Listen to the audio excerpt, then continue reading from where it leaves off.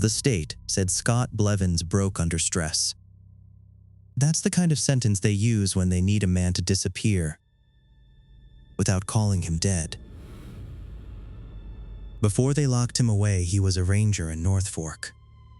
He answered a night call at South Fork Reservoir, climbed an old watch structure above the water, and watched 3 lights come up off the lake, slow as a bad thought.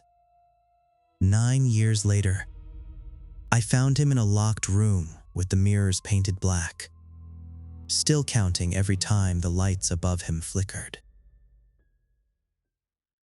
On May 8th, after every station with a camera spent the day talking about disclosure like it was a weather front finally making landfall, a padded envelope showed up in my box in town.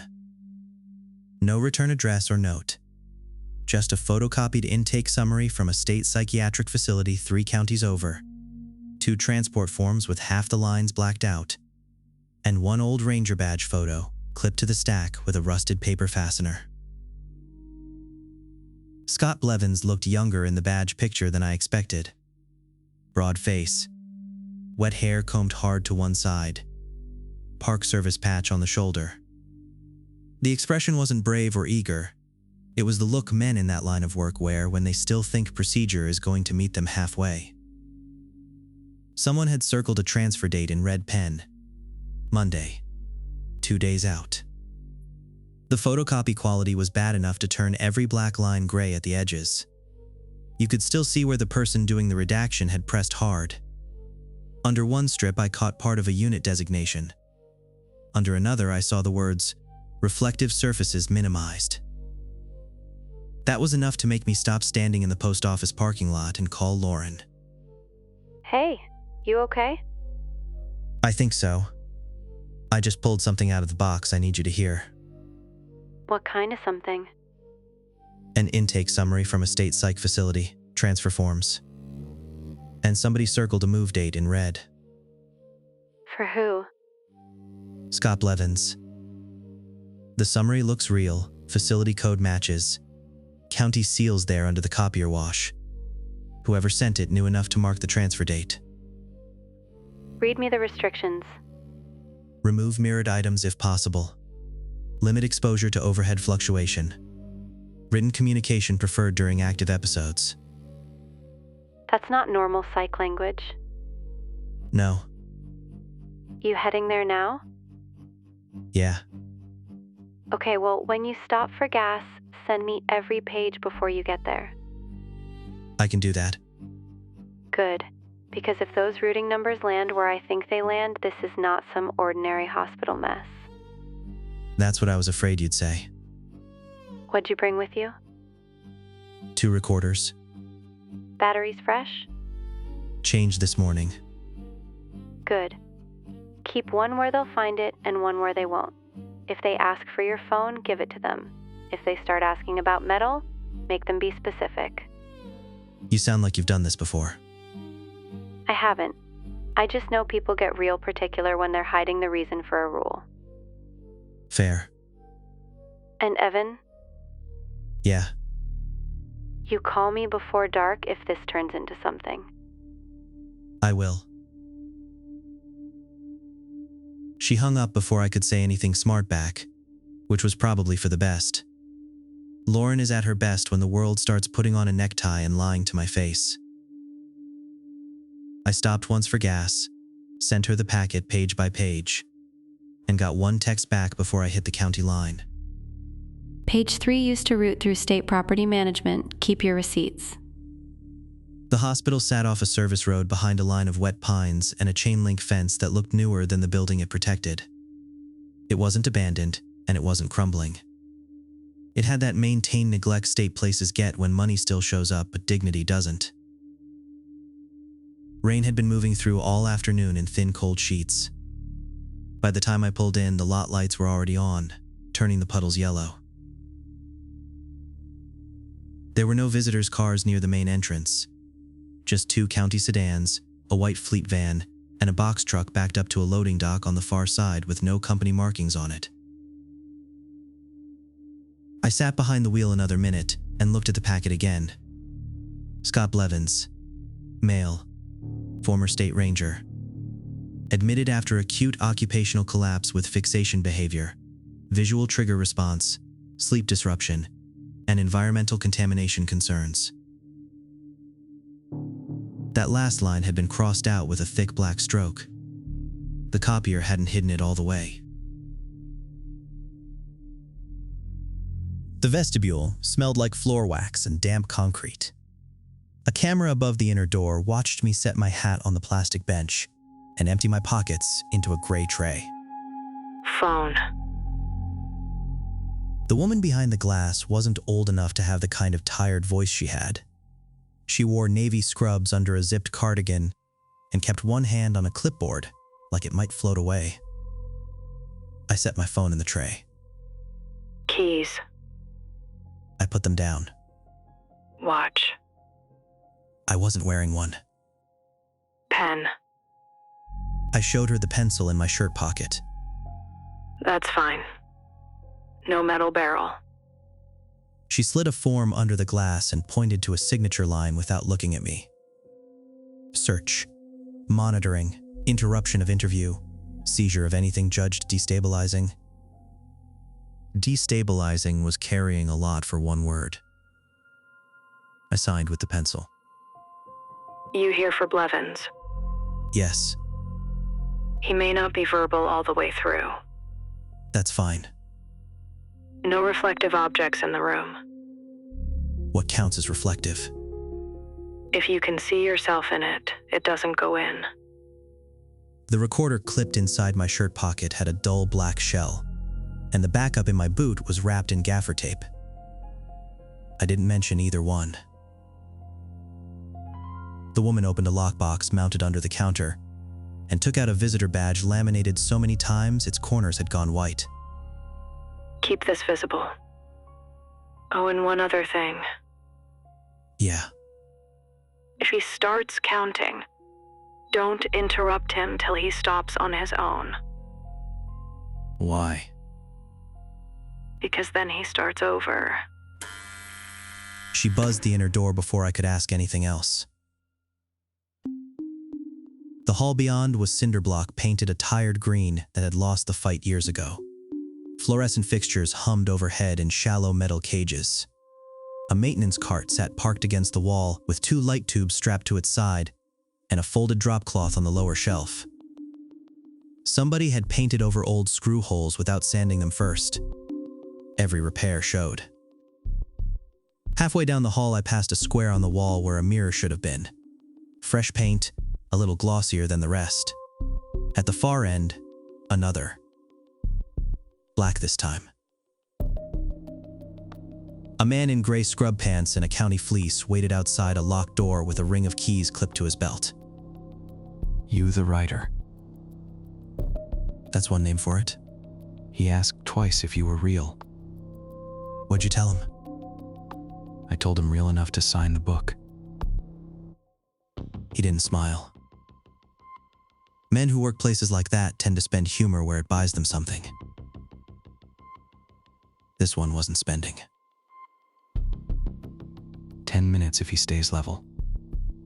Who decides level? You'll know. He opened the door and stepped back. Scott was sitting at a bolted table under a fluorescent fixture that buzzed a little louder than the rest. The first thing I noticed was how carefully he held his body inside the chair, like he'd spent years learning not to lean too far in any direction. Mid-40s now, maybe a little older in the face than the math said he should be. Hair clipped close, wrists thin, hospital blues, no shoelaces. The second thing was the wall behind him. There had been a mirror there once. It'd been painted over in matte black from edge to edge. Scott kept his eyes below the level of that dark square. Every few seconds he looked up at the light, then back to the table, and one finger on his left hand twitched against his thumb in a steady, dry rhythm. They said you weren't law. His voice was rough but not weak, more worn down than cracked. I'm not. They said maybe press. Sometimes. That's worse. Depends who's asking questions. You bring anything shiny in here? No. Good. I sat across from him and put my notebook on the table. No recorder in sight. Just a pencil and paper. I'm Evan Whitlock. I know who you are. That stopped me for half a beat. Ranger that walked away. Fire tower. Who told you that? Men that wanted me calm. They say things when they think you're too broken to sort them. Scott looked past my shoulder toward the door. You got 10 minutes if the lights behave. Then let's not waste them. You got the packet. Yeah. So you know they moved me before. How many times? Enough that the walls quit mattering. He said that under his breath without looking at me, like a man checking a sequence he trusted more than the room. I'm not here about the moves. I'm here about South Fork. Everybody says that at first, At first, and the room starts helping. he lifted his eyes to the light again. It held steady. Ask it clean. What happened the night they took you off the Ranger roster? Disturbance call. He answered so fast it sounded practiced. Friday night, end of August. Reservoir shut at dusk, but kids still went down there to drink. People fished after hours. Somebody called in lights on the water and a woman screaming from the old watch structure. What structure? South Fork flood watch stand, left over from before they automated the gauge. Steel stairs, box at the top, looks over the spillway and the east finger of the lake. You went alone. I was the closest unit. Storm rolling in. Deputy was 20 minutes out and I was 8. That's ordinary so far. That's why I went. Scott rubbed his thumb against the side of his index finger and stared at a knot in the tabletop that wasn't really there. Gate was open when I got there. Wasn't supposed to be. No. The chain was hanging, lock still closed through one link. That's what I remembered because it made no sense and I didn't trust things that didn't make sense. I knew that instinct. In that line of work, the small wrong thing usually gets to you before the big one does. I parked by the maintenance shed. Wind coming off the water hard enough to move the grass in one direction and the treetops in another. Cars, kids, noise. All gone. Just the gate hanging there and the call still with dispatch. You heard the woman. Not then. What'd you hear? Nothing at first. That's what made it weird. He looked at me like he was checking whether I'd laugh at that. I didn't. You and I both know reservoirs aren't quiet at night. There's frogs, bugs, line hum from the access road, water working concrete. At least something. But the wind didn't have any life in it. So you went up. His eyes shifted to the black painted square behind me and then away. Halfway up, the flashlight started dimming. Old batteries. Fresh out of the station drawer. I checked them at shift start. He said it without defensiveness. Just a fact pinned to the board where it belonged. When I got to the top, the lake looked black enough to be solid. There was no moon on it and no cabin lights across the far tree line. Just the spillway markers and one red beacon on the road cut. When did you see the lights? Not yet. Scott swallowed once. Hard. First I saw the rings. In the water. Yeah, 3 sets. Perfect circles opening out from 3 different points maybe 30 yards off the east bank. Too wide to be fish and too clean for wind. They spread till they touched and then stopped like somebody hit pause on them. The ring stopped moving. Completely. The fluorescent over us gave a tiny dry click. Don't look at it yet. I hadn't realized my eyes were moving. What did you do next? I keyed the radio and asked if any boats were still on the lake. What came back? They asked if I was alone. I said yes. Then they asked if I had line of sight to all 3 disturbance points. They didn't ask about backup, and they didn't ask about civilians in the water. They wanted to know if I could still see all 3. That's when your stomach dropped. Yeah. Did you answer? I said yes again. That was the last ordinary thing I did that night. His right hand flattened on the table. I saw the nails go pale at the tips. They came up slow. His voice lost some of the room and picked up distance, like he was speaking through a memory he still had to stand inside. Not out of the sky. Out of the water. 3 lights. No beam or cone or shape around them I could swear to. They started as white points under the surface, deep enough to blur. Then they rose higher. Then they leveled off with the water like they were coming through it without breaking it. How far apart were they? 10 feet. Maybe 12. 2 even. Were they moving together? No.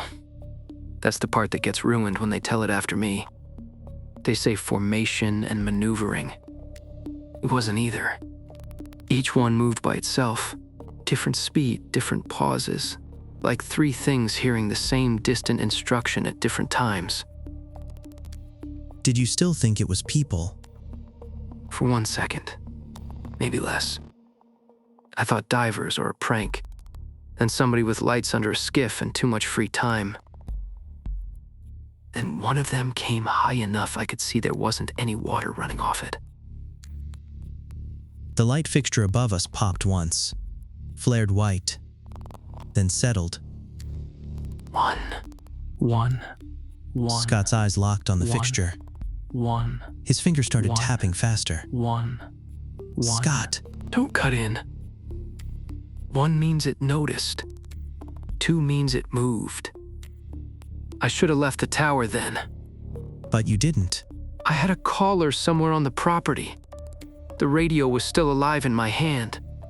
I had 3 lights on the lake and my own damn training telling me not to run before I knew what I was running from. He looked down at his hands, and for a moment his voice steadied. The first one stopped 20 feet off the bank and hung there. There was no splash or engine noise, and no ripples after it settled. Just a white light at the skin of the water with black all around it.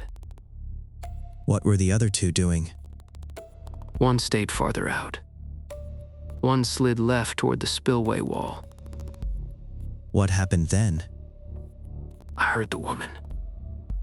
The woman dispatch mentioned. I heard her cry out from below the tower like she'd seen somebody fall. Same as dispatch reported. Close enough that I stopped thinking and started moving. I came down fast. Skipped the last 4 steps. Hit mud by the east bank and swept the light toward the platform supports. Nobody there. Scott's jaw tightened. But there were prints. Bare feet. Coming out of the water. The fluorescent clicked again. 2. We need staff. No. Scott leaned forward for the first time since I sat down. If they open that door while it's counting us, it changes the room. What does that mean? It means stay seated. His pupils were wide enough now that his eyes looked almost black in the flat light. I stayed seated. The prints weren't right. What was wrong with them? Toes too long. Heel too narrow. spacing wrong for the depth. Did you follow them? Yeah. They went under the tower and around to the service catwalk that runs over the intake channel. That's where I saw the face. Not the whole face. Just the top half first. Brow. Eyes. Pale as river stones under clear water. Did it look human? Close enough for panic. It was looking at me from beneath the catwalk grate where the runoff foam gathers after heavy rain. Water moved around it. The head didn't. Did it come out? No. It smiled. Then all 3 lights went out at once. Total darkness. When they came back, one was above the railing with me. The room's light dropped low enough to gray the corners. No warning, just a quick sag and the ballast hum like the building took a tired breath. 3. 3 keeps the shape. Scott folded inward. 3 keeps the shape. Not a full collapse. 3 keeps the More shape. like a man bracing around an impact 3 only he keeps could see the coming. shape. 3 keeps the shape. Scott. It wasn't on the railing. Do you get me? I'm listening. I thought it was the railing, 'cause that's where the light was. But the light wasn't sitting on anything. It was just there at shoulder height 6 feet from me, white and steady, and I could feel the water under the tower moving harder, like something big had changed direction without needing room to do it. You tried the radio again? Yeah. I said I had contact and needed county now. The answer came back before I finished the second sentence. And it wasn't the same dispatcher. Different person? Different kind of calm. He asked whether I still had visual on the other 2. That's all they said? Yeah. What did you say? I said no, because I wasn't looking away from the one in front of me. Then he said, "Keep it in front of you, and don't use the reflection to track it." Reflection off what? Water, window, lens, badge, anything. Scott's mouth twitched once at the corner. I looked down at my chest right then because the badge had enough shine to catch light if you angle it wrong. There was a second one on me. The same light you saw over the water? No. A smaller one. Fainter. Sitting in the curve of the badge like it had always been there. The overhead fixture popped twice in quick succession. 4. No! Start over! He slapped both palms over his ears. The chair legs screeched against the floor. The door opened before I could move. The orderly stepped in with one hand raised. Not rushing, like he'd dealt with this before. Scott, eyes down. Don't let him stand by the black! I know where to stand. He didn't look at me. He looked at the floor just left of Scott's chair. Mr. Whitlock, stay seated. Nobody in the room was speaking loud, and somehow that made the air feel thinner. Ask him why they paint the mirrors! I didn't take my eyes off Scott. Why do you paint the mirrors? Because he breaks them. Liar! Because it reduces fixation. Liar! Scott lowered his hands and stared at the orderly's shoes. Tell him why Alvarez lost 2 fingers! That's enough. The orderly finally looked at me then, and that's the moment I knew the packet in my truck wasn't bait in the usual sense. There was fear in his face, but it wasn't fear of Scott. It was fear of what Scott might make visible if I keep asking in the wrong order. Alvarez who? Interview's over. Reflection event. Scott. Maintenance man changed a fixture. Looked up into the shield. Saw a light that wasn't in the room. Reached for it. Scott. It took 2 fingers in the housing and burned half his hand because he thought something was inside. The orderly's jaw flexed. You need to leave. Was that before or after the transfer order? Leave. Hey, move me when the building starts seeing it too. That landed harder than anything he'd said yet, because it was miserable and practical. How often does that happen? Mr. Whitlock. Enough. Scott moved his gaze up to mine for the first time and held it there. They didn't put me in here because I was sick. They put me where the walls are thick, because every few months somebody sees one. And then they start making rules around me again. The light steadied. The hum evened out. Scott's breathing slowed with it. It doesn't stay in the lake. What is it? If I knew that, they would have killed me. Silence sat on the table between us. What did the state do after South Fork? Took my report. Made me write it twice. Once like I'd seen it, and once with a man from property management standing over my shoulder changing the nouns. Property management? That's what his badge said. Water became surface condition. Face became unidentified reflective distortion. Footprints became shoreline anomalies. And the lights. He wrote 3 transient visual stimuli associated with atmospheric inversion. I almost laughed and would have hated myself for it if I'd let it out. Then he asked the part that mattered. Which was? Whether I'd looked at any of it indirectly. What'd you tell him? The truth. I told him I saw the second light in my badge before I tore the badge off and threw it in the water. Scott looked down at his chest under the hospital scrub top like he could still feel the weight of it gone. That's when they stopped asking if I was all right, and started asking where I'd slept since. I got a couple more useful minutes after that. The orderly stayed by the door with his eyes on the floor. Scott stayed steady enough to answer as long as I kept the questions short and didn't push too hard.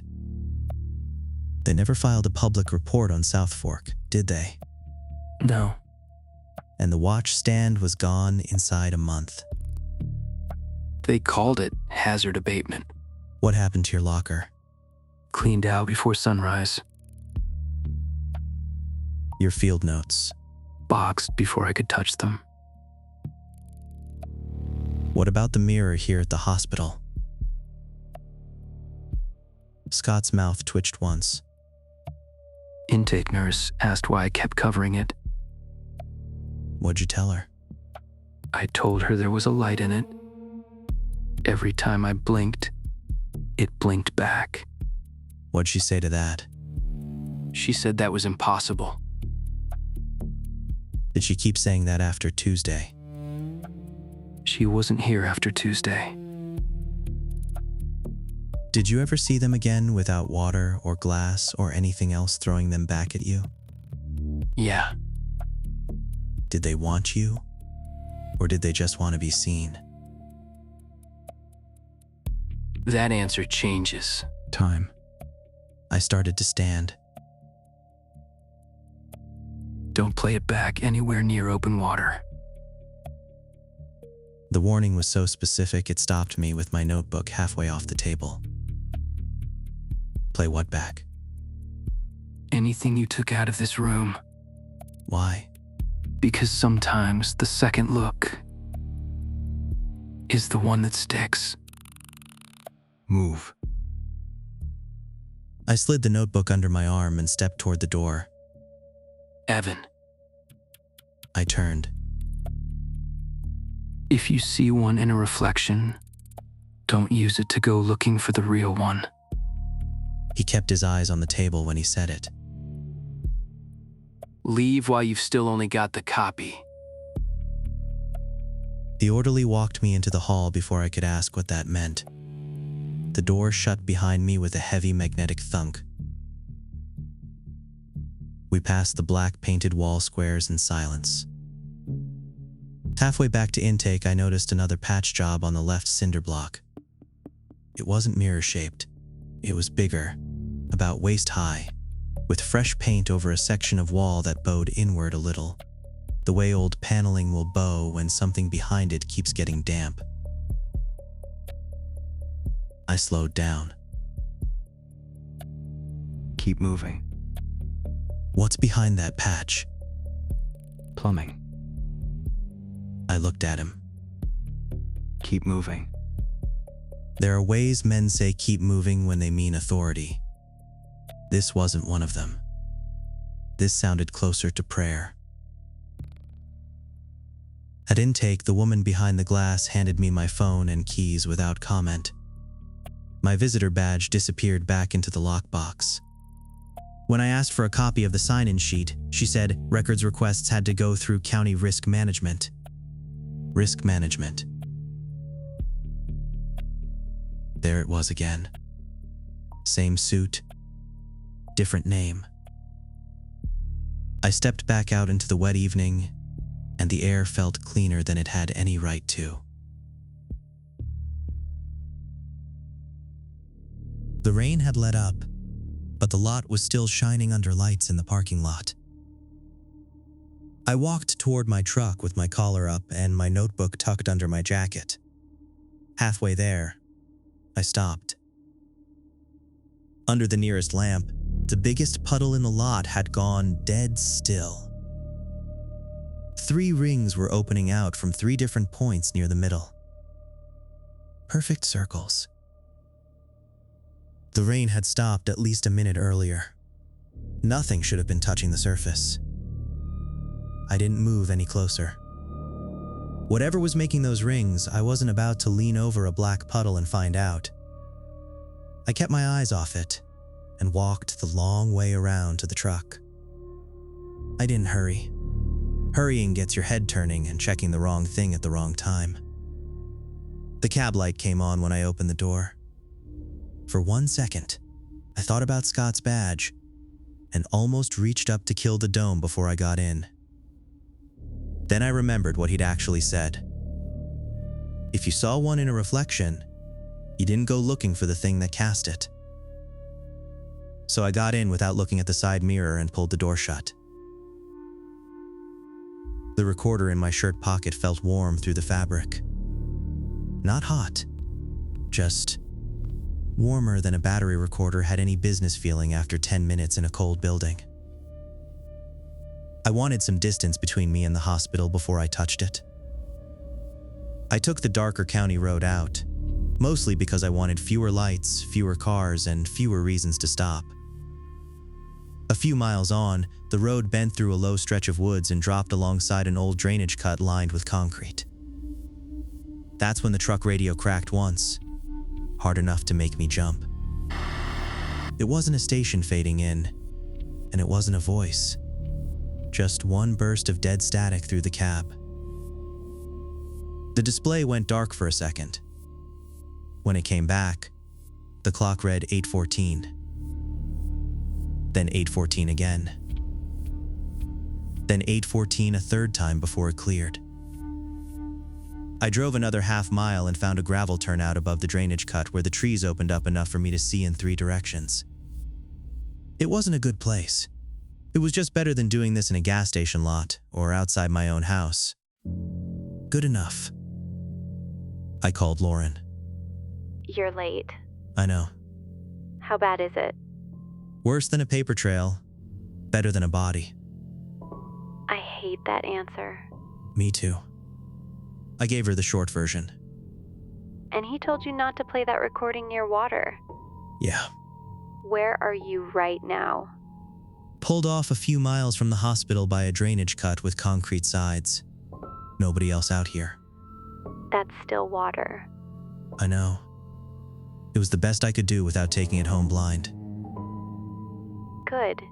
Because if something followed you out of that place, I don't want it here before we know what it is. If there's anything on the recorder, I need to know before Monday, before they move him again.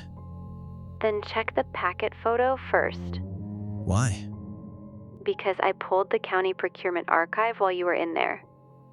South Fork's watchstand demolition got billed as emergency hazard abatement, but the contractor paperwork didn't start until 6 weeks after Scott's incident. So they built the paper trail afterward.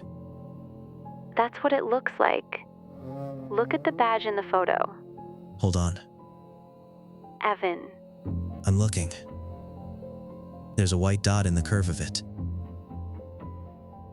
Was it there when you first checked the packet? I don't think so. You don't sound sure. I'm sure enough not to bring this back to the cabin blind. All right. When you play it, do me a favor. Kill the engine, keep the windows up, and keep your eyes off the mirrors. If that recording does anything you didn't hear in the room, shut it off. And call you. Yes. Call me before you decide to get creative. Okay. I'm serious. I know you are. Call me back in 3 minutes or I start waking people up. The line went dead. I killed the engine. The night settled around the truck in one piece at a time. Tick of cooling metal, rainwater slipping off pine limbs. Far off, a dog barking where I couldn't place the house. I took the recorder out of my shirt pocket and set it on the center console without looking at the windshield. My hand was steady. That worried me more than if it hadn't been. The first 30 seconds of playback were normal. Chair scrape, fluorescent hum, my own voice introducing myself, Scott, asking if I brought anything shiny in the room. Then it drifted. It wasn't distortion, and it wasn't static. It was a mismatch. On the recorder, the room sounded bigger than it had in person. My questions came back with a tail on them, like there was open space behind the cinder block walls swallowing the edges before the sound died. Scott started describing the reservoir, the gate hanging open, the quiet, the rings in the water. I kept my eyes on the dark radio display and listened. When the first light flickered over us in the interview, the recorder caught something I hadn't heard in the room. The recorder had picked up water. It wasn't loud. It wasn't a crash or a wave. It was a close, wet movement, like somebody lifting a hand out of a full sink without breaking the surface clean. I hit pause. Everything outside the truck stayed still. I counted to 5 and hit play again. Scott said 1 means it noticed. Behind his voice, low enough that I might have talked myself out of it on a worse day, another sound started. A second tapping pattern. It wasn't his finger on the table. Metal on glass. Slow. Even. 3 taps. Pause. 2 taps. I froze with my hand over the stop button. That pattern had not been in the room. I know because I would have written it down. The tapping on the recorder continued. 3. Pause. 2. 3. Pause. 2. Then Scott said the line about the face under the catwalk. And from somewhere outside my truck, something answered it with one soft tap against the passenger window. I shut the recorder off. No hesitation, no second sample. Done. My eyes stayed on the radio display for another 2 breaths before I let them move. Passenger seat. Packet. Anywhere but the window. I reached across, grabbed the envelope stack, and tucked it under my thigh like paper could anchor anything. Then I looked up. There was no face at the glass. No handprint. No shape in the turnout. No one in the drainage cut. But low on the passenger window, where the corner of the glass caught the faint wash from the dashboard, there was a white point no bigger than a nail head. Not outside the truck. In the reflection. My whole body tried to do the exact wrong thing and find the first one. I gripped the wheel hard enough to ache and kept my eyes where they were. The copy. That was the word he'd used. Leave while you've still only got the copy. I didn't look over my shoulder. I didn't check the back seat. I didn't search the turnout, the ditch, the trees, or the mirror. I started the truck and pulled out slow. The white point stayed in the passenger window reflection through the first bend, through the second. A few bends later, it vanished all at once. It didn't dim or drift. It was just gone. I drove straight home without stopping. I didn't bring the recorder into the house. Lauren met me on the porch with a plastic storage tote and nitrile gloves like she'd been expecting me to come back carrying a live coal. Guest room? Or workshop? Workshop. Good. She looked at my face once and didn't ask whether I'd seen something. That's one of the ways marriage gets efficient in the worst parts of life. Emma's asleep. Good. Did you listen to it? Some of it. Anything follow? I don't know yet. We sealed the recorder, the packet copies, and my shirt in separate bags and locked them in the workshop cabinet I use for things that deserve their own argument later. Lauren stood by while I wrote down everything in the green logbook from memory before sleep had a chance to sand the edges off it. I called Scott's facility at 7:10 the next morning. The woman at intake said there was no patient there by that name. When I asked if he'd been transferred early, she repeated herself and told me not to call again. Lauren found an Alvarez in county contractor records by noon. Luis Alvarez. He was an electrical maintenance subcontractor on a rotating state facilities contract. Injury leave filed 3 years earlier. Cause listed as ballast housing accident. No witness report attached. South Fork's old watch structure demolition file had 6 reference photos in the invoice set.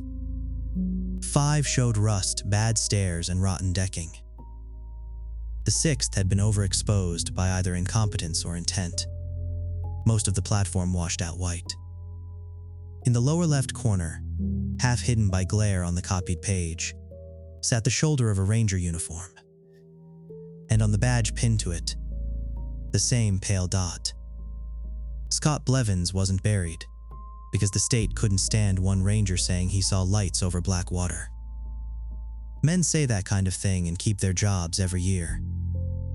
It looked a lot more like he was buried because whatever came up off South Fork that night didn't stay at South Fork. And the people who wrote the replacement nouns understood that before Scott did. They built a human storage box around the problem and called it care. As for what those lights are, I don't have a clean answer for you.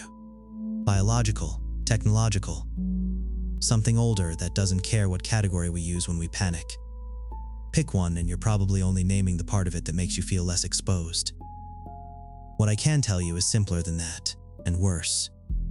Some encounters do not end when you leave the shoreline. Some of them keep working on the copy.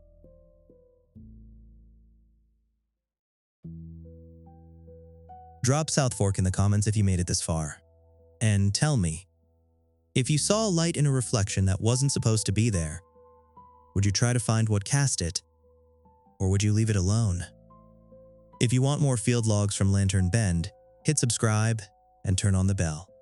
The archive is getting bigger every day. Stay safe out there, and I'll see you next time.